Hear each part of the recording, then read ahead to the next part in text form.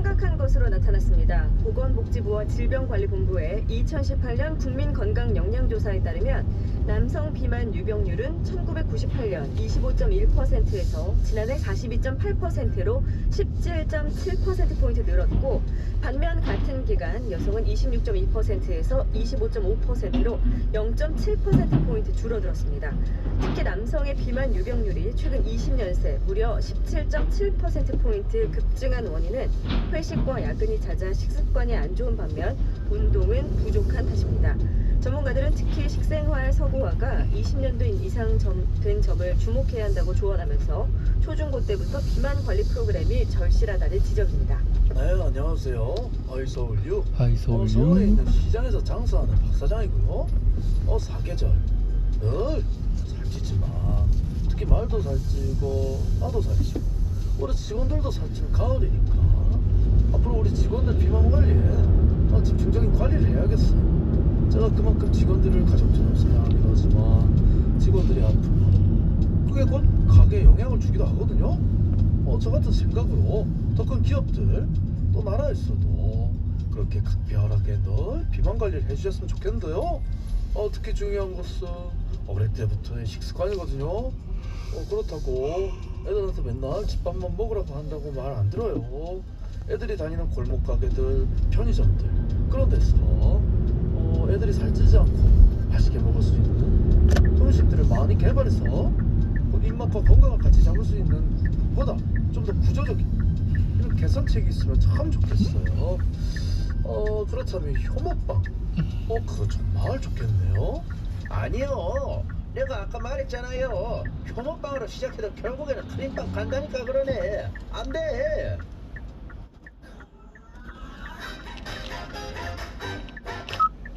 그런 서열화 체제를 유지한 채로 학점제에 맞는 평가 체제로 정하기도 어렵고요.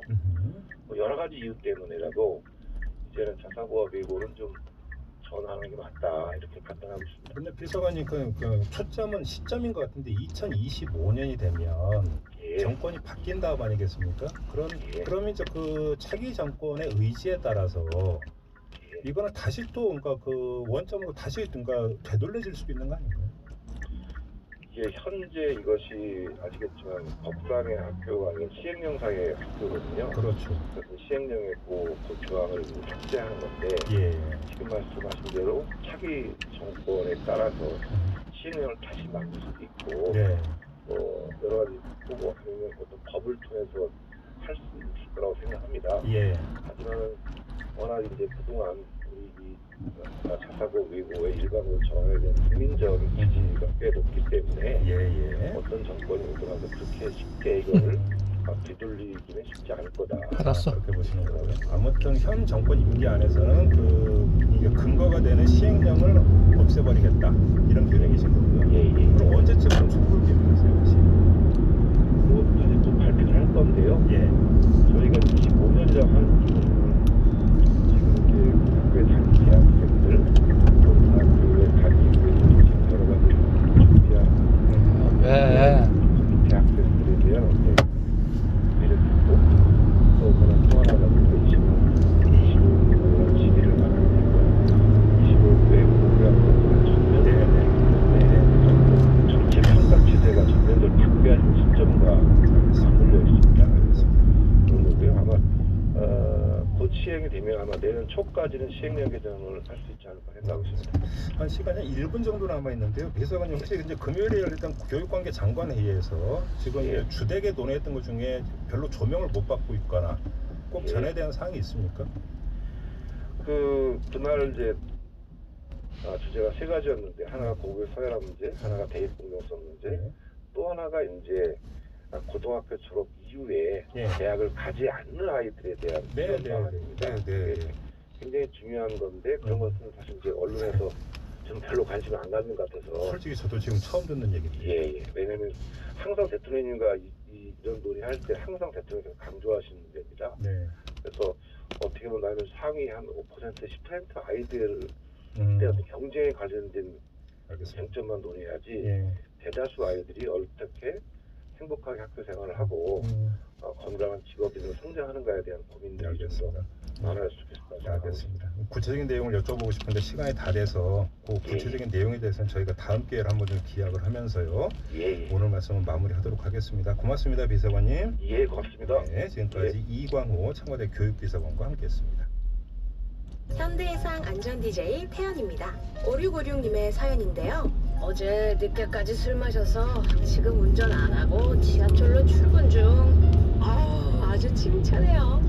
약 300m 앞 60km 신호위반 과속 단속 구간입니다. 현대해상 하이카. 또 한 번 양쪽 정신도시의 자부심이 올라갑니다. 초고층 스카이뷰와 1850세대 메모드급 대단지가 만들어내는 남다른 자부심, 가치, 그 이상의 풍경을 누리는 양쪽 전기차 노블랜드 프레스티지. 10월 초 오픈 예정 1688-6800, 1688-6800 대방건설 KB 다이렉트 자동차 보험 다양한 특약 할인으로 보험료 아껴줄게요. 수고도 아껴줄게요. 빠른 보상으로 아껴줄게요. KB 손해보험 다이렉트 가입 시 유의사항을 확인하세요. SUV 시대의 리 포드 익스플로러 또 한 번 새로운 역사를 만들어갑니다. Ford Explorer New Generation. 지금 사전대회를 통해 더 높은 세상을 만나보세요. 자세한 내용은 가까운 포드 전시장에서. Ford. 우리 원뱅킹 간편한 금융을 원해. 우리 원뱅킹 나에게 딱 맞게 원해. 우리 원뱅킹 꿈꾸는 고객이 원해. 우리 원뱅킹 원하는 대로. 우리은행의 새로운 모바일 금융 우리 원뱅킹 위빌립 우리은행 수혜입니다. 문을 열면 한강과 공원이 또 다른 문을 열면 쇼핑도 일도 한 번에 여기가 어디냐고요? 일과 삶의 시너지가 되는 지식문화 복합센터 미사강변 스카이폴리스. 땅에는 없다 하늘로 가자.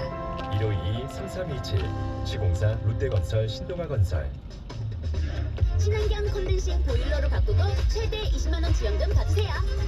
세상에 스마일폰 댄싱 가스를 잡고 환경 잡고 가스를 잡고 환경 잡고 두 마리 토끼를 다 잡는 역시 기술 하나는 대성이지. 친환경 보일러는 세상에 스마일폰 댄싱. 기다는 홈페이지 참조.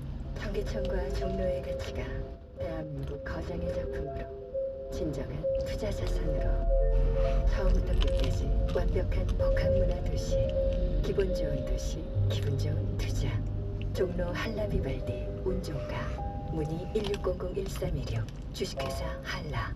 가구주택 기초조사 당신의 이야기가 모여서 정책이 되고 정책들이 모여서 대한민국 만들어가요.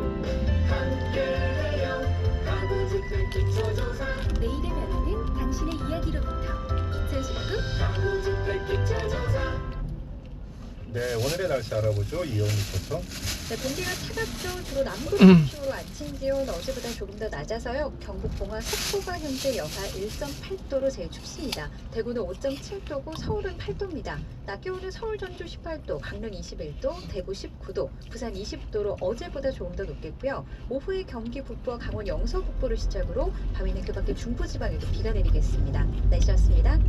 네, 김종배의 시선집중 2부 마무리합니다. 8시 3부에 들어오죠. 잠시만요.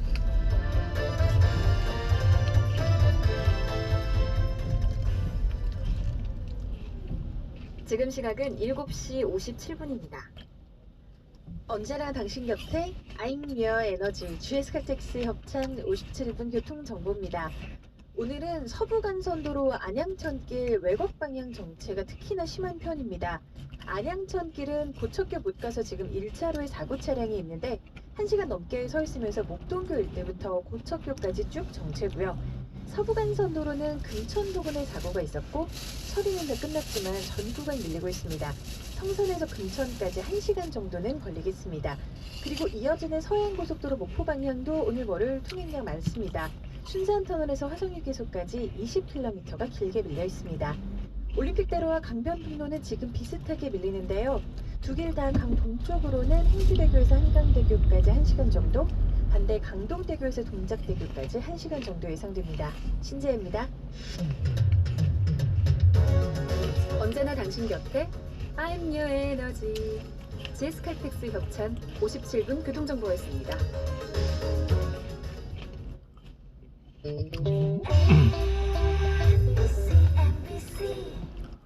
대학병원이 운영하는 건강검진센터 입점 예정으로 놀랍지? 멀티플렉스 영화관과 볼링장 입점 예정으로 재밌지? 어린이 도서관과 키즈카페 입점 예정으로 온 가족이 즐겁지? 복합 지식문화타워 광명 G타워 상업시설 광명 G7 스퀘어 홍보관 오픈 중 1600-6832 롯데건설 두산건설 지하철과 도로신설 추진 중으로 서울은 더 빠르게 길 건너지 않는 단지 앞 학교 예정으로 교육은 더 가깝게 서울을 단숨에 학교를 품 안에 서울이 더 빨라지는 한심원군 아파트 검단 신도시 모아미래도 엘리트파크 1644-5445 모델하우스 오픈 중 모아종합건설 뉴욕에서 일하고 뉴욕에서 쇼핑하고 뉴욕에서 영화 보고 뉴욕에서 잠자고 거기가 뉴욕인가요? 아니요 동탄이에요. 비즈니스, 쇼핑, 영화관, 기숙사까지 동탄 테크노밸리를 주도할 뉴욕 트렌드 지식산업센터 뉴욕 실리콘밸리를 동탄이 품다. 실리콘밸리 동탄 031-374-2770 현대건설 시공 예정.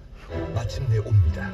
세종을 대표할 지식산업센터 산업, 대학, 연구기관, 공공기관의 혁신 네트워크 세종 테크밸리 내 처음이자 마지막 분양형 지식산업센터 세종에 다시 없을 가치 놓치지 마십시오. 세종 대명대리온 11월 오픈 예정 문의 1600-1037 대명건설 AM 900kHz, FM 95.9MHz, MBC 라디오입니다. HLKB.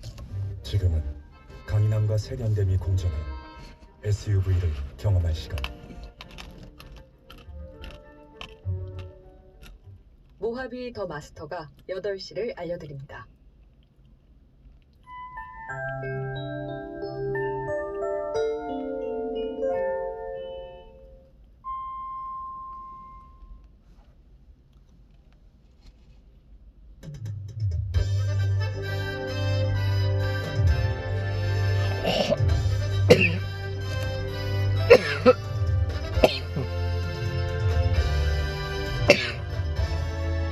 김종배 시선 집중.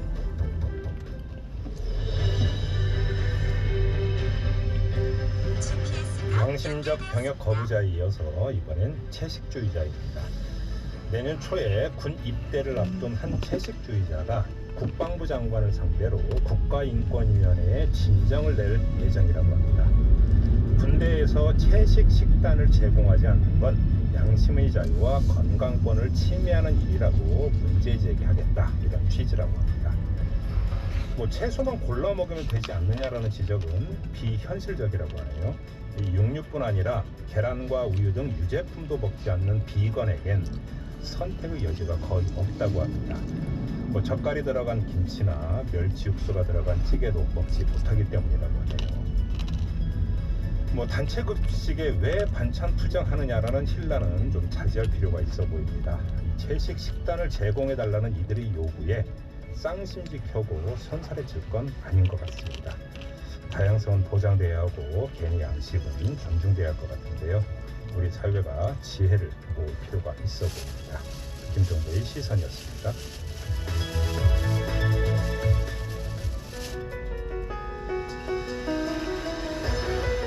이슈의 핵심을 꿰뚫는 예리한 시선 믿고 듣는 진품 시선 김종배 시선 집중.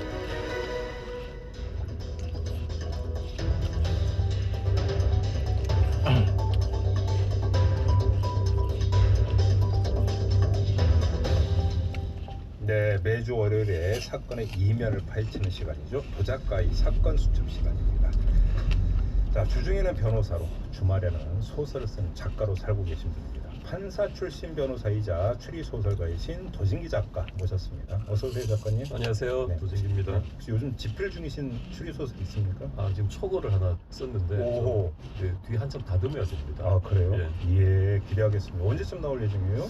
이 상태를 하면 또 제가 좀 쉬어야 되기 때문에 내년 정도에 아직은 기약이 없다? 예. 알겠습니다. 자, 오늘 어떤 얘기 해주시나요? 예, 지난주에 보도가 있었는데요. 네. 인공수정 자녀 그리고 유전자가 다른 혼외자에 대해서 신생 추정을 해서 남편의 자녀로 인정한 그런 판결이 있었죠. 예, 이거 상당히 화제가 됐었던 그 판결인 걸로 제가 기억을 하는데요. 예. 일단 판결 요지부터 간단하게 좀 정리를 해주실까요? 예, 그렇습니다. 이게 이 부부가요. 예. 1985년도에 결혼을 한 부부예요. 네. 근데 1992년도에 남편이 무정자증 진단을 받습니다. 네. 그래서 아이를 가질 수 없는 상태가 네. 됐었는데 네.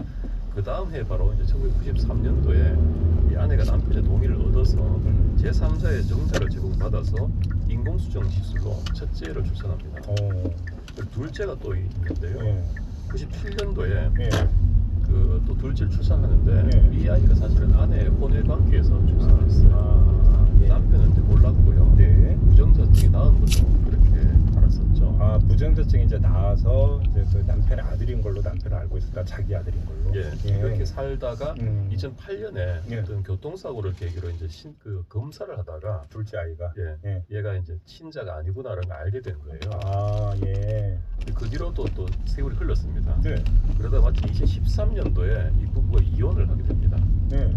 그때 이혼 과정에서 이 둘째 아이가 이제 미성년자니까 양육비도 지급하도록 이렇게 되고 했는데 네. 이 남편이 이제는 이혼했으니까 이 아이 둘 다 내 친자 아니다 라는 확인을 이번에 구한 겁니다. 그러니까 이혼 소송 들어가기 전에 이제 가만히 있다가 예. 예. 이혼하고 나서 이제 이 아이들이 내 친자가 아닌데 내가 왜 아이로서 책임을 져야 하느냐. 예. 그래서 친자가 아니라는 확인 소송을 구했고요. 큰애 같은 경우도 큰애까지 포함해서요. 예. 그래서 최종적으로 대법원 판결이 지난주에 나왔던 거죠. 네. 결론을 말씀드리면 이 첫째 아이는 민법상의 친생 규정 규정에 따라서 남편의 친자로 추정된다. 네. 그리고 그렇지 않다더라도 남편이 자신의 아이로 하는데 동의했기 때문에 너희 친자가 맞다 이런 결정을 한 거고요. 예. 둘째에 대해서는 예. 이 부분이 문제입니다. 예. 역시 둘째 아이도 민법 규정에 따라서 친생자로 추정된다. 예. 그래서 아무리 유전자가 다르다 하더라도 당신의 아이가 맞다. 그렇죠. 그렇게 대법원이 최종적으로 판단을 내려버린 겁니다. 예. 근데 지금 그 작가님께서 그 법원 판결문 전문을 구해서 다 읽어보셨다고요? 예, 대법원 판결문만 한 70페이지 정도 되는. 근데 언론 보도에 문제가 많이 있었어요, 오해가? 조금 오해는 좀 있었습니다. 어떤 점에서요? 언론 보도의 오해도 있었고요. 예. 보도의 어떤 보도에 따른 그 댓글 반응, 시민분들 반응을 보면 제가 보기엔 20% 정도의 오해가 있고 한 80% 정도는 역시 좀 판결문에 대한 문제 제기, 정당한 문제 제기를 보이고요. 자, 그럼 한번 좀 바로 잡아주시면서 좀 설명 말씀 좀 부탁을 드릴게요. 예, 첫 번째 그 사소한 조그만 오해 부분은 뭐냐면요. 아니 그럼 유전자가 다르다고 해도 혼인 중에 출생한 아이는 무조건 다 당신 아이로 남자 아이를 키워야 되느냐 인정해야 되느냐 그건 아닌 것 같은데. 예, 그거는 그런 결론은 아니거든요. 그렇죠. 예. 네. 뭐냐면은 최대한 법률 용어를 제가 자제하고 말씀드리겠습니다. 한 번만 말씀드릴게요. 네. 그 친생 부인의 소라는 게 있습니다. 친생 부인의 소. 예. 친생자가 아니라고 뒤집을 수 있는 소송인데 예. 이 소송을 문제 2년 안에 제기해야 됩니다.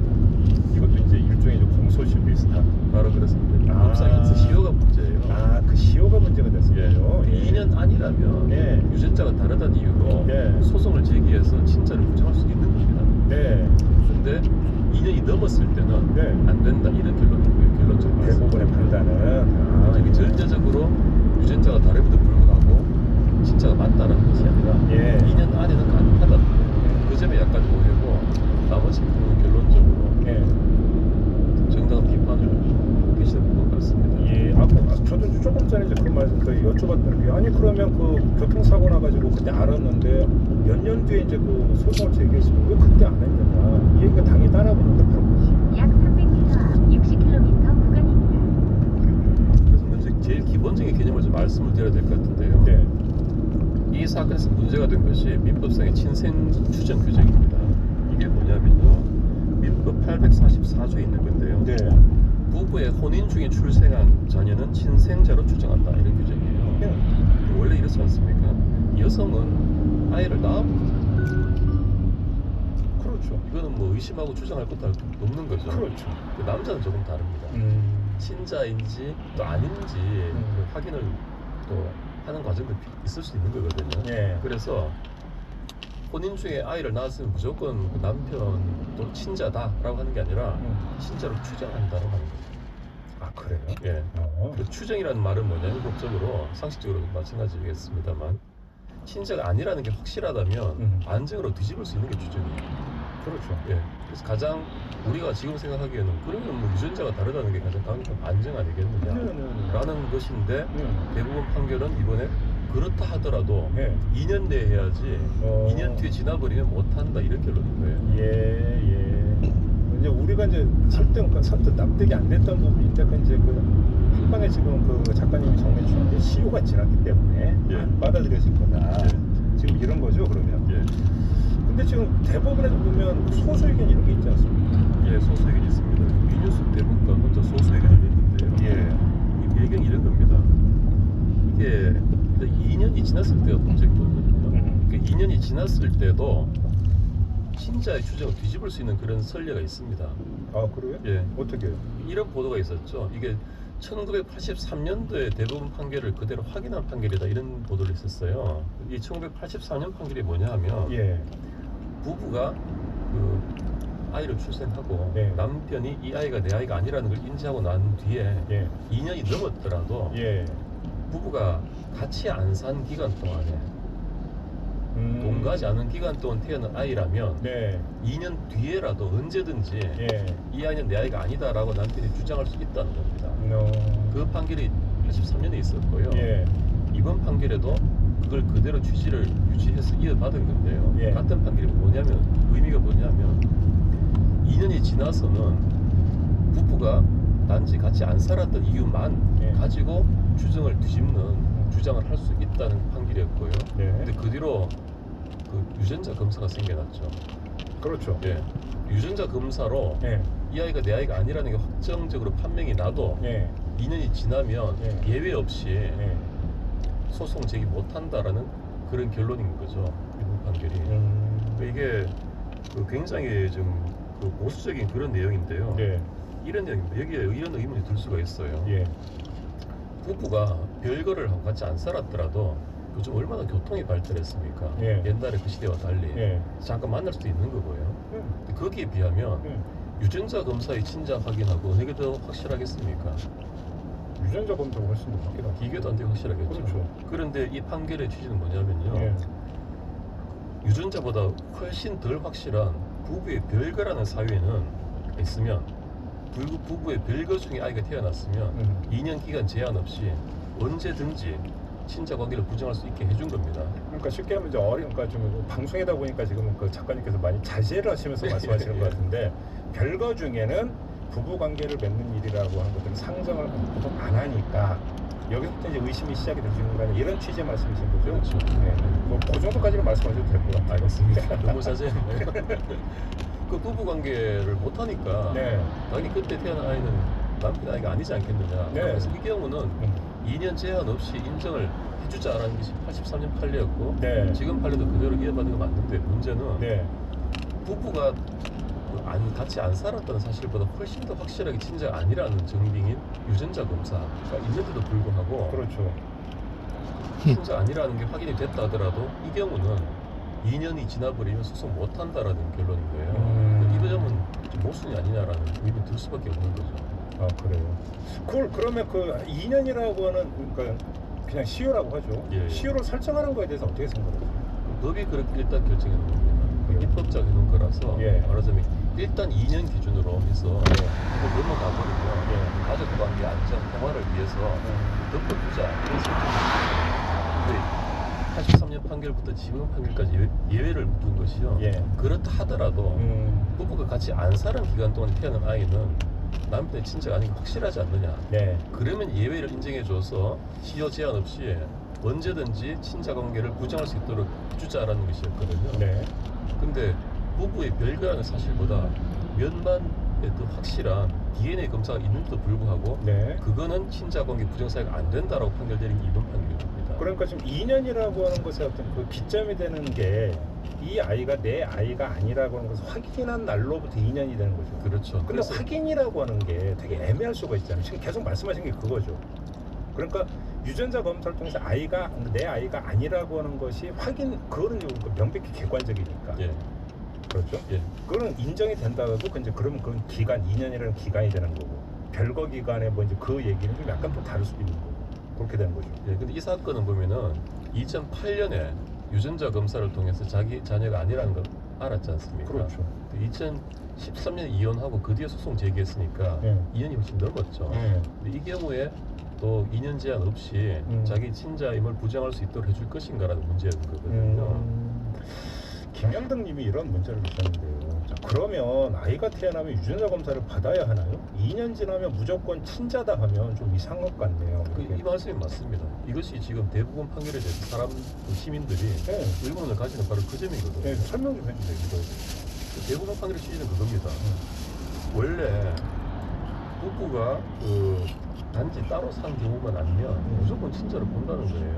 그 이유가 뭐냐면 가정의 평화, 안정, 두 번째는 자녀의 복지, 이걸 근거로 내세웠습니다.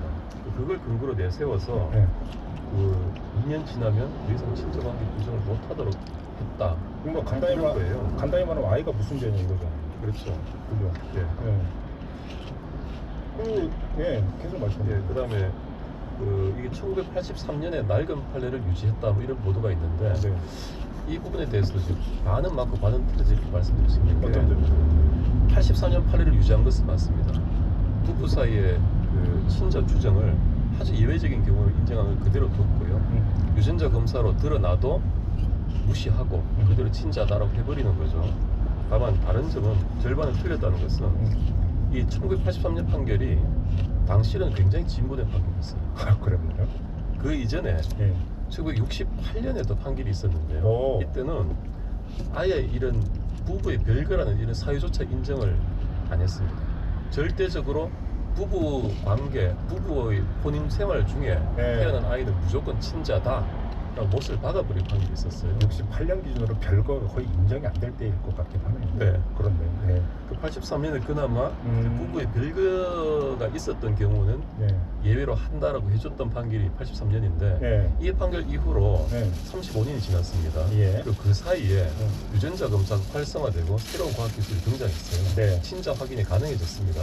그런데도 이 83년 판결이 안 깨지고 유죄를 한 거예요. 이 점에 있어서 낡은 판결을 유지했다는 점은 맞는 겁니다. 알겠습니다. 근데 쓸데없는 질문인데요. 이 아이가 정말로 내 아이가 맞는가 해서 유전자 검사하는 게 맞습니까? 거의 없죠, 사실은. 그러니까요. 이렇게 깨질 거의 이례적인 경우로 봐야 되는 거 아니에요? 이렇게 뭐 사고로 병원에서 검사를 한다든지 이런 계기는 아니면은 이혼을 앞두고 어떤 아내의 부정을 발견했다라든지 이런 경우에 예외적으로 시행이 되고 있죠. 그러게요. 알겠습니다. 5038님이 문자 주셨는데요. 이 도작가님 매주 월요일 되면 은근히 기다려집니다. 설명도 조곤조곤 잘하시고 추리 소설도 응원합니다. 이렇게 의견 주셨는데 빨리 좀 내셔야 될 것 같네요. 주말에 빨리 좀 피치를 올리도록 하겠습니다. 알겠습니다. 자, 오늘 말씀은 여기까지 듣도록 하겠습니다. 고맙습니다, 작가님. 감사합니다. 뉴스의 이면, 사실 너머의 진실을 들여다보겠습니다. 믿고 듣는 진품 시사, 김종배의 시선 집중.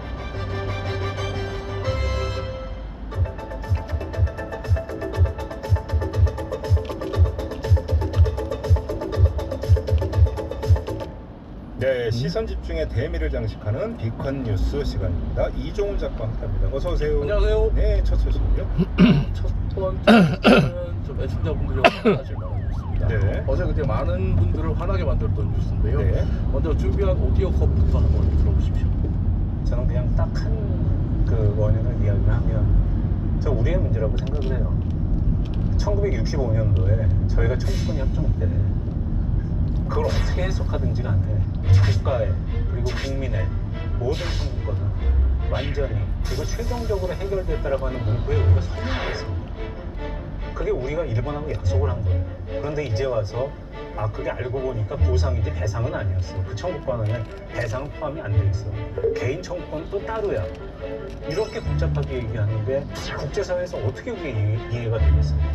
이거 누구 얘기예요? 선우정 조선일보 부국장의 목소리인데요. 방금 들으신 이 말은 지난 금요일 밤에 KBS에서 방송된 시사직격이라는 프로그램에서 한 말입니다. 저도 어디 인터넷으로 관련 뉴스를 봤어요. 이 말을 한 게 지금 한일 관계 누구 책임이냐라는 질문에 우리의 책임이다. 전적으로 우리의 책임이다. 라고 얘기를 했어요. 일본의 이제 극우 세력들이 굉장히 좋아할 만한 말이다. 이런 비판이 쏟아지고 있습니다. 실제 방송에서도 그런 모습이 나왔어요.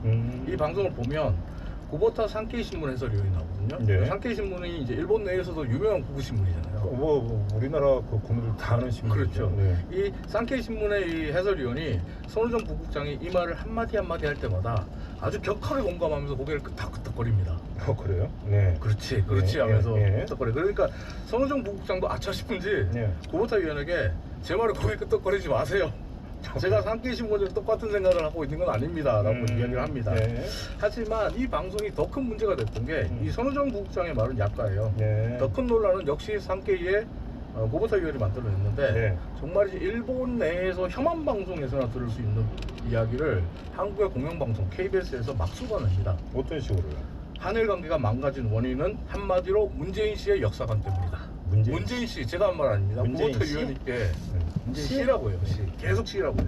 네. 그리고 또 고보타 위원이 반일에 대한 문재인 씨의 잘못된 역사관과 신념 때문에 한일 간의 대화는 이제 불가능해 보인다. 네. 지금 일본에서 혐한이 나오는 것은 한국의 반일 때문이다. 예. 한국이 반일로 나오니까 일본이 혐한으로 대응하는 것뿐이다.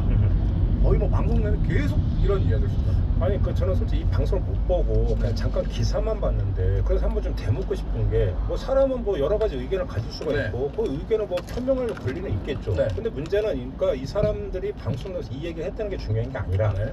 그럼 이거에 대해 반박하는 의견이나 그렇죠. 이런 것들이 그럼 다시 또 제시가 됐느냐 네. 이게 중요한 거 아니겠어요? 그렇게 보였어요. 잘 보이지가 않았어요. 그러니까 더 화가 나는 거예요. 그러니까 어떻게 보면 예. 이 손호정 조선일보 국장과 고보타 위원이 거의 토론을 주도해 나가요. 아 그래요? 그리고 이게 생방이 아니라 녹화 방송이었거든요. 편집된 방송임에도 불구하고 오히려 이쪽 목소리가 더 커졌어요. 그래요? 그러다 보니까 한국 사람 입장에서 보면 이런 말 같지 않은 이야기를 계속 듣고 있어야 되나 이런 생각이 드는 거예요. 그래서 시청자들의 반응이 거의 비판 일색이었는데 네. KBS 홈페이지 게시판에 올라온 걸 몇 개 소개해드리면 네. 이게 공영방송에서 올라올 수 있는 내용인가? 내 눈과 귀를 의심할 수밖에 없다. 네. KBS가 아니라 NHK인 줄 알겠다.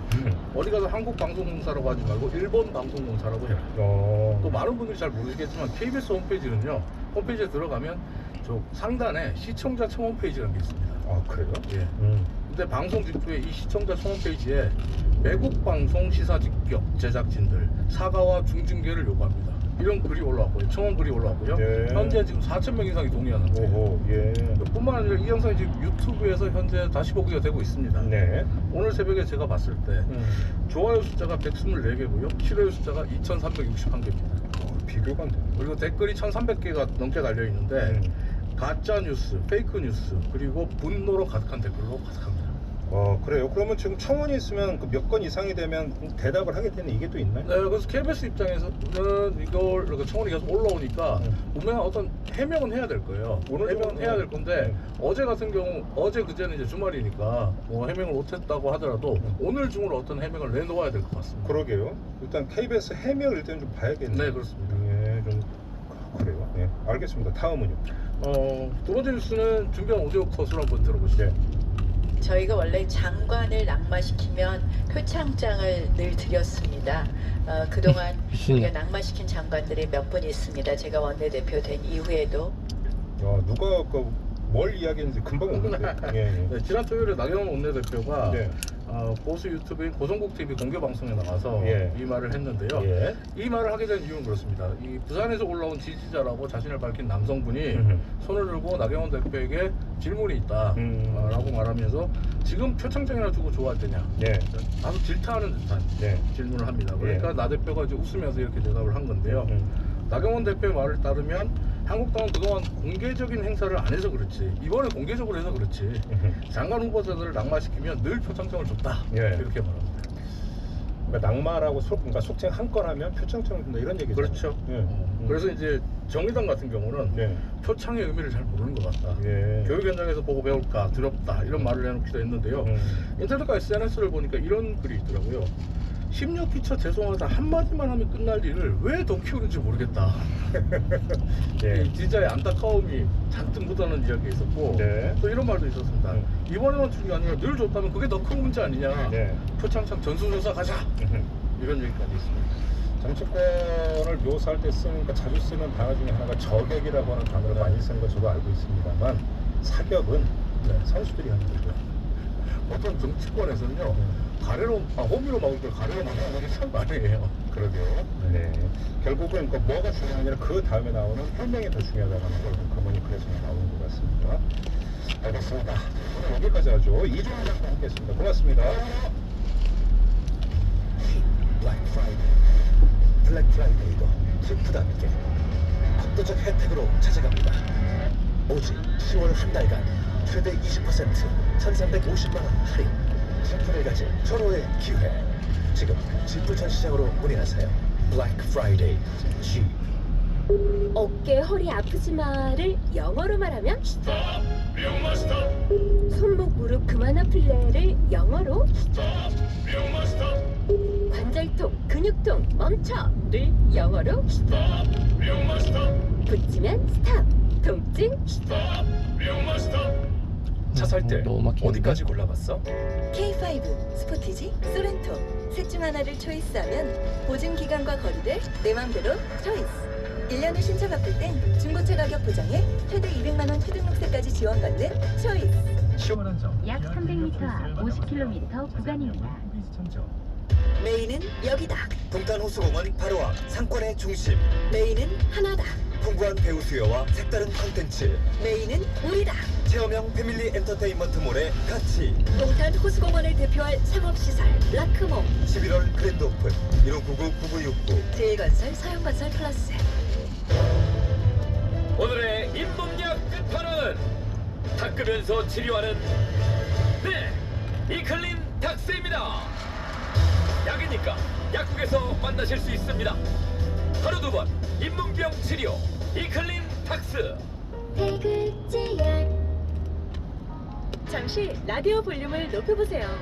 2020 G4 렉스턴 출시 기념 풍성한 혜택을 알려드려요. 차량구동 시스템 무상 장착에 5년 10만 킬로미터 보증 연장. 거기다 노후경유차 교체 시 90만 원 지원까지. 이 많은 혜택으로 행복의 볼륨을 높이세요. 지원한 달 쌍용자동차 전시장에서. 독감 백신은 다 다르다. 다 다릅니다. 다르니까 선택이 중요하죠. 미국 FDA 승인, 독일 생산, 국내 판매 1위. 플루아릭스 테트라. 온 가족의 독감 백신 플루아릭스 테트라로 가족의 건강을 지키세요. 가까운 병원에서 만날 수 있습니다. 2019 1분기 아이큐비아 국내 사과 독감 백신 판매량 1위 GSK 플루아릭스 테트라. 홍보는 나의 동반자. 봉고수이 나왔어. 영원한 사업 파트너. 가능한 자체 넉넉히 적재. 내 생애 최고의 사업. 정말 충돌받지 보조 운전석 통풍시. 봉고로 대. 사장님 맞춤형 트럭 더 뉴 봉고 3. 1.2톤도 LPI도 있어요. 여보, 주스라도 마시고 가요. 늦었어. 다녀올게. 서울로 인사해야 하나? 걱정하지 마세요. 서울이 새 정거장 예정. 1243세대 랜드마크 대단지. 양주 7호선 목적역 대광 로제 비양이 곧 찾아옵니다. 1600-7790. 대관 관양. 시간은 언제나 앞으로 간다. 때로는 빠르게, 때로는 천천히. 충분하지도 너그럽지도 않다. 그러나 더 뉴 아우디 A6를 만나면 시간은 당신 편이 된다. This is your time. The new Audi A6. 가까운 전시장에서 만나보세요. 우리가 지켜줄게요. 걱정 말아요. 답답한 가게 부채에 많이 힘들었었죠. 중소기업 자금난 매일 고민했죠. 걱정 말아요. 우리가 지켜줄게요. 세무 부담은 국민 경제의 따뜻한 내일을 위해 공공자산 노후정 사는 새롭게 오래된 도시의 활력을 불어넣죠. 가게 기업 공공의 희망찬 내일을 위해서 우리는 달려가죠. 걱정 말아요. 우리가 지켜줄게요. 한국자산관리공사 잠시 후 8시 반부터 미래를 위한 하루 30분의 투자 이진우의 손에 잡히는 경제가 이어집니다. 기업별로 상황에 맞는 해법을 제공할 예정입니다. 근로감독관 등 전문가로 구성된 현장 지원단은 기업별 현 상황에 대한 진단을 바탕으로 최적화된 노동시간 단축 방안을 제시함은 물론 전문가 컨설팅도 연계할 계획입니다. 이제 주 52시간제 준수를 통해 생산성이 향상되는 일터를 마련해 보시죠. 이 캠페인은 고용노동부와 함께합니다. We're interested in locating an exclusive agent. 아무리 공부해도 외국인이 두려운 너. 나가 지금 인생을 바꿀 새로운 도전이 필요한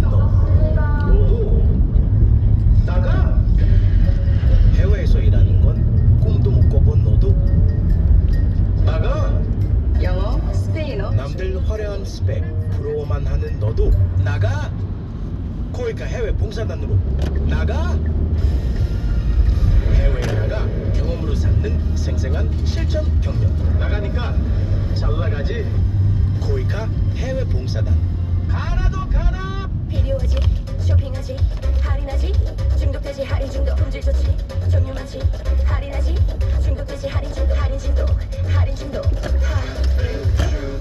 할인 중독 앱을 다운받으세요.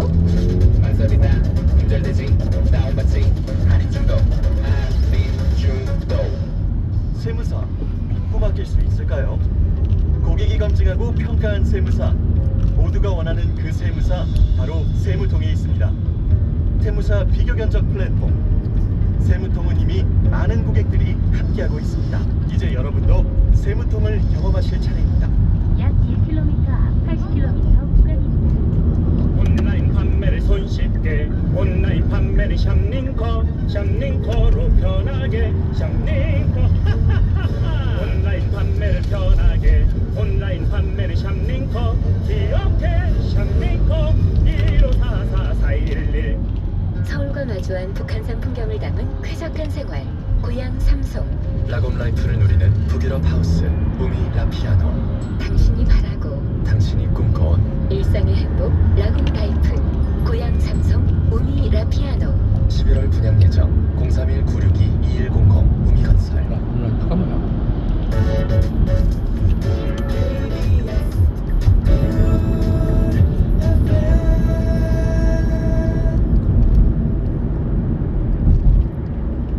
즐거움이 있는 대중음악 채널 89.1MHz KBS 쿨 FM입니다.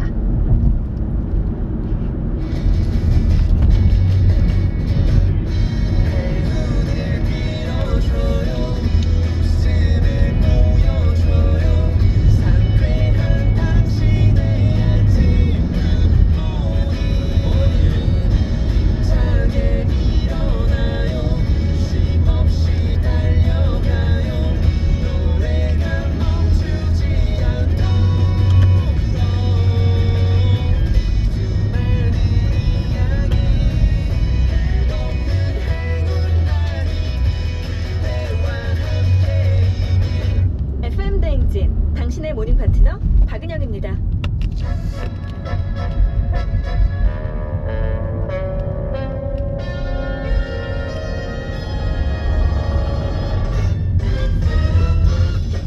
간추린 모닝 뉴스 월요일 아침은 강병수 기자와 함께합니다. 어서 오세요. 네, 안녕하세요. 강병수입니다. 네. 자, 오늘은 어떤 주요 뉴스가 있나요? 네, 첫 번째로 준비한 소식은 이 북한이 미국을 비난한 이 대미 비난 담화를 발표했다는 소식인데요. 네. 이 북한이 비핵화 협상 시한으로 제시했던 연말이 2달 앞으로 다가오면서 압박 수위가 조금 더 높아지고 있는데요. 이번에는 두 차례나 이 북미 정상회담 협상을 주도했던 약 1km 앞 80km 구간입니다. 김 부위원장은 담화를 발표하면서 미국이 시간 끌기를 하면서 연말을 넘기려 한다면 어리석은 망상이다. 또 정상 간의 친분에도 한계가 있다. 이런 수위 높은 발언으로 미국을 강하게 압박했습니다. 네. 두 번째 소식은 그 이슬람 순위파 극단주의 무장 조직인 IS의 지도자인 알 바그다디가 사망했다는 그런 소식인데요. 네. 이 시리아 북부에 머물던 알 바그다디는 미군 특수부대가 급습하자 도주하던 중에 폭탄 조끼를 터뜨려 사망한 것으로 그렇게 알려졌습니다. 네. 이 트럼프 대통령은 이 사망 소식을 발표하기에 앞서 오늘 중대한 발표가 있다 이렇게 트위터를 통해서 예고하기도 했었는데 이 트위터를 통해서 또다시 이 알 바그다디가 겁쟁이처럼 죽었다 이러면서 한 번 더 강조하기도 했습니다. 이 알 바그다디의 신원은 현장 DNA의 검사를 통해 확인된 것으로 이렇게 알려졌습니다. 네. 세 번째로 준비한 소식은 우리 국민들의 채소 섭취량이 최근 더 급격히 줄고 있다는 조사 결과를 하나 준비했습니다. 이 국민 건강 영양 조사에 따르면 2015년 전까지 국민들은 하루 평균 280g 정도의 채소를 먹었는데 지난해에는 248g까지 줄어 3년 새 10% 이상 감소한 이례적인 결과를 보였는데요. 이게 아마도 서구화된 식습관뿐만 아니라 이 간편식 판매가 늘어나면서 채소를 따로 챙겨 먹지 않는 것 때문에 이런 결과가 나타난 것으로 분석됩니다. 마지막으로 준비한 소식은 이낙연 국무총리와 관련된 소식입니다. 이낙연 국무총리가 오늘로써 역대 최장수 총리 기록을 세우게 됐다는 이런 소식인데요. 임기 881일째입니다. 이명박 정부의 김황식 총리를 넘어 민주화 이후 최장수 총리 기록을 깨게 된 건데, 이 총리의 오랜 재임 비결로는 안정감 있는 국정 운영, 꼼꼼한 일처리가 꼽힙니다. 이 사소한 내용도 받아 적는 깨알 수첩이 보여주는 준비성, 그리고 빈틈을 보이는 장관이나 부하 직원을 호되게 다그쳐 군기반장 이런 별명도 갖고 있는데요. 네, 이 상반된 성격 때문에 인기도 좋고, 그래서 여전히 차기 대선주자 선호도에서도 1위를 지키고 있습니다. 이런 인기를 무기로 내년 열릴 총선의 선대위원장을 맡아야 한다는 목소리가 나오지만 후임 총리가 쉽지 않다는 게 변수로 보입니다. 네. 자, 월요일 아침답게 또 다양한 뉴스가 있는데 이 가운데 뭘 볼까요? 네, 김영철 노동당 부위원장의 대미 담화 내용 조금 더 살펴보도록 하겠습니다. 네, 굉장히 강하게 얘기를 했어요. 네. 일단 김영철 부위원장이 어떤 사람인지, 네. 어떤 맥락을 또 갖고 있는지 네. 그런 것부터 좀 살펴볼게요. 네, 김영철 부위원장은 군 출신의 대미 강경파로 이렇게 알려졌는데요. 이 앞서 트럼프 행정부는 지난 2월 이 하노이에서 열린 정상회담 직전까지 이 말이 잘 통하지 않는다. 김영철 부위원장은 우리랑 말이 잘 통하지 않는다. 파트너를 바꿔달라. 기피 대상으로 알려졌는데, 이런 기피 대상인 김영철을 내세운 거는 이 올 연말까지 이제 시간이 얼마 남지 않았다라는 초조함 속에 미국의 주의를 환기시키고 특상 시한으로 설정한 연말까지 미국의 태도를 변화시키려 한 것으로 분석됩니다. 정말 말이 잘 안 통해서인지 김영철은 그동안 북미 협상 과정에서 좀 제외됐다가 다시 이번에 등장을 한 거군요. 네, 맞습니다.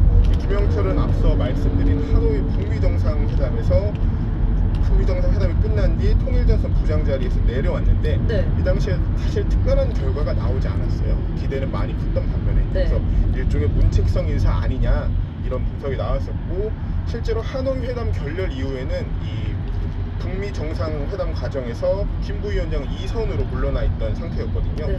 이 때문에 김영철의 주요 직책도 유지됐지만 사실상 위상도 낮아졌었고, 협상에서 계속해서 배제돼 왔었는데, 이번에 다시 전면에 나서면서 속내가 무엇일지 이제 관심이 주목되고 있습니다.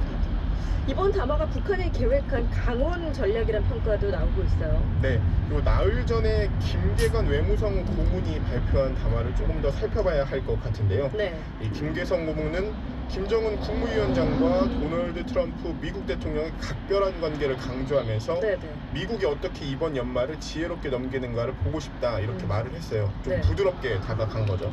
이 김 고문이 당시 발언을 한 시점 역시도 사실 김정은이 육성으로 저희가 아침에도 한번 말씀을 드렸었는데, 금강산의 남측 시설을 다 철거해라 이렇게 얘기한 바로 다음 날이었었거든요. 그래서 이때도 왜 갑자기 이런 말을 하지? 이런 궁금증이 있었었는데, 이 말을 한 나흘 만에 또다시 아주 우리 좀 잘 지내보자 이렇게 얘기를 했다가 나흘 만에 또 니네 시간 얼마 안 남았으니까 잘 새겨들어 이런 식으로 얘기를 하니까, 이번에 어떻게 얘기를 받아들여야 하나, 전형적인 북한의 대미 강원 전략이 아니냐 이런 분석들이 나오고 있습니다.